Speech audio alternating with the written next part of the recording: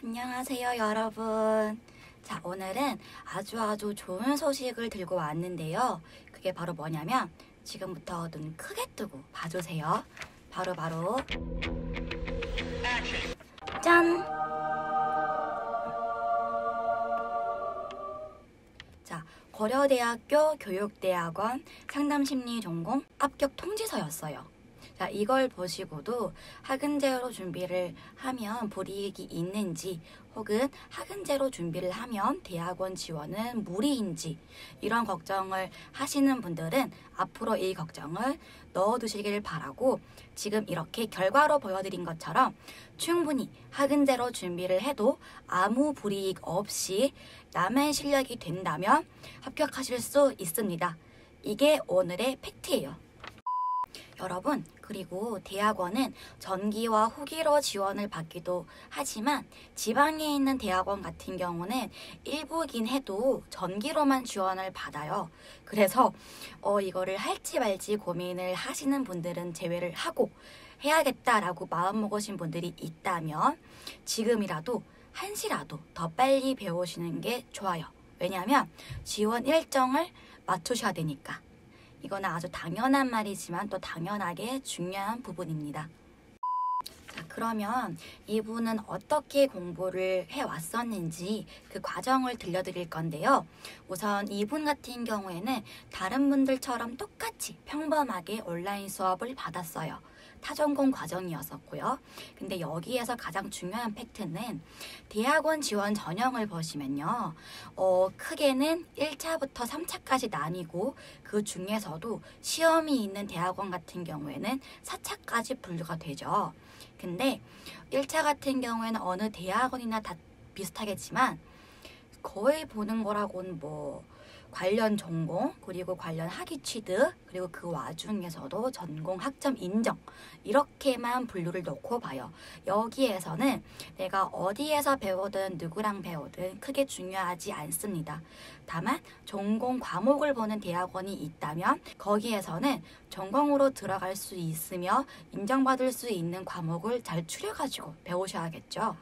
가장 핵심은 2차와 3차 그리고 시험이 있는 대학원 같은 경우에는 시험까지 포함이 되는데 2차와 3차는 확실히 내가 혼자 잘할 수 있다 혹은 나는 관련 경력이 있다 라는 분들을 제외를 하고 나면 확실히 나보다 더 잘하는 사람 그리고 더 오래 배워온 사람, 이런 사람들에게 도움을 받거나 아니면 아예 이쪽 분야로 전문적이게 배워주는 사람, 멘토링을 할 수 있는 멘토의 도움을 받는 게 중요해요. 자, 여러분, 여기에서 1차 같은 경우는 관련 학력, 전공, 그리고 과목을 보는 거라서 내가 혼자서 공부를 해볼 수도 있고, 물론 플래너를 고용을 하거나 아니면 멘토링을 받을 수도 있어요. 이 부분은 오늘의 중점이 아니기 때문에 제가 다음 영상에서 더 상세하게 다룰 거고, 우선 오늘의 중점은 2차와 3차는 어떻게 봐야 되냐, 그리고 2차와 3차는 합격의 당락을 결정짓는 아주 중요한 부분이다. 요거예요. 2차 같은 경우에는 물론 대학원별로 다르지만 대부분은 소개서 혹은 계획서를 내는 것이며 3차는 면접을 보는 거예요. 또한 여기에서 내가 일부 대학원이겠지만 필터고사를 보는 대학원이 있다면 그 시험도 들어가겠죠. 근데 2차에서 만약에 소개서 계획서만 받고 3차로 면접만 본다라고 가정을 해봤을 때는 2차와 3차는 일맥상통으로 이어져야 돼요. 자, 잘 보시면요. 지금 고려대 붙은 분도 그렇고 동국대 붙은 분도 그렇고 아주 내 예비를 받으신 분도 모두 똑같은 건데 이분들이 면접 장소에 가서 받은 질문 중에는 물론 자기소개를 해보세요. 지원 동기가 무엇입니까? 라는 질문도 있었지만 내가 2차에서 제출한 소개서를 보고 그 교수님이 질문을 주실 때 소개서에서는 이랬는데 진짜 이러냐? 이렇게 관련 질문을 물어보실 수도 있는 거고요. 내가 자기소개를 구술로 말할 때 교수님은 내 얼굴을 보기도 하지만 내가 제출한 소개서를 보기도 해요. 그래서 내가 진짜 소개하는 나 자신과 그리고 소개서에 담긴 내 모습이 같은 건지 진정성이 있는지를 더 유심히 보기도 해요. 그렇다 보니까 소개서와 이거 면접은 뗄래야 뗄 수 없는 노릇이고, 소개서를 작성을 해 보실 때는 가장 중요한 부분이 맥락이 이어져야 되며, 그리고 진정성을 담되 진솔하게 이렇게 적는 건데 두루뭉실하죠 좀. 그래서 가장 쉽게 설명드리면 그것만 떠올려 보세요. 내가 이 소개서를 제출을 하고 나서 면접 때에 소개서 관련 질문을 받았을 때 남들 앞에서 말하기 부끄러운 내용이 있다, 혹은 나도 기억을 못하는 내용이 있다. 요 두 개는 무조건 빼고 적으셔야 돼요. 자, 그리고 제일 마지막 관문인 면접에서는 중요한 게, 물론 제가 계속 지금 말씀드렸던 소개서와 이어지기도 있지만 이외로는 이론을 잘 파악하기, 요게 중점이에요.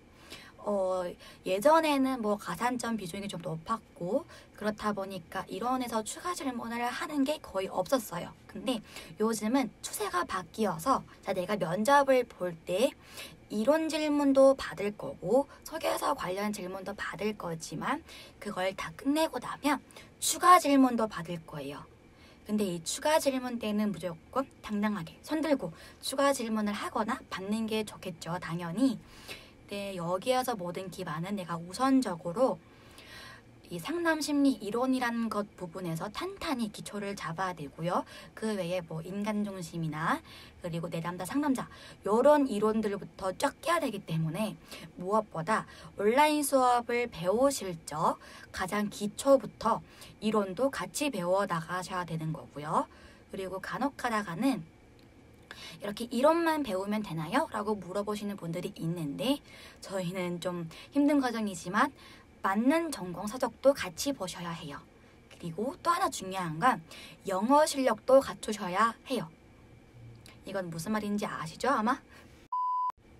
여러분, 오늘은 이렇게 고려대를 붙으신 분을 통해서 어떻게 준비를 하는 게 가장 좋은 건지를 알아봤어요. 근데 지금 말만 들어보시면 뭐 전공 서적에다, 이론에다, 관련 과목이다 이렇게 여러 가지며 좀 어려운 과정이잖아요. 근데 여기에서 중요한 건요, 대학원은 더 어려워요. 네, 저는 믿어요. 무엇을 믿냐면 대학원을 지금 알아보시고 준비를 하시는 분들, 그리고 이미 준비 중이신 분들 모두 대학원이 어렵다는 걸 본인 스스로도 알잖아요. 근데 알지만 이 과정이 너무나도 하고 싶고 꼭 두 번째 진로를 위해서 붙고 싶은 그 마음인 거잖아요. 내가 전에 아마 뭐 관련 경력자거나 이쪽 분야에서 배워봤다, 그리고 충분히 혼자 할 수 있다라는 분은 지금 그대로 그 페이스를 이어서 혼자 쭉 하시면 되는 건데, 나는 대학원도 처음이며 더욱이 상담심리 전공도 처음이다 라는 분들은 아무래도 나보다 더 잘 아는 사람, 그리고 더 많이 해본 사람에 의해서 멘토링을 받는 게 좋은 방법이라고 저는 여기고, 지금처럼 멘토링을 고를 때는, 그리고 나를 처음부터 마지막까지 이끌어줄 담당자를 고를 적에 이 사람이 그만한 실력이 되는지, 그리고 방금 보여드린 것처럼 결과로 뒷받침을 해주는지, 그 두 가지 점을 많이 보시고 현명하게 골라보시길 바랍니다. 그럼 저희는 다음에 또 만나요. 안녕.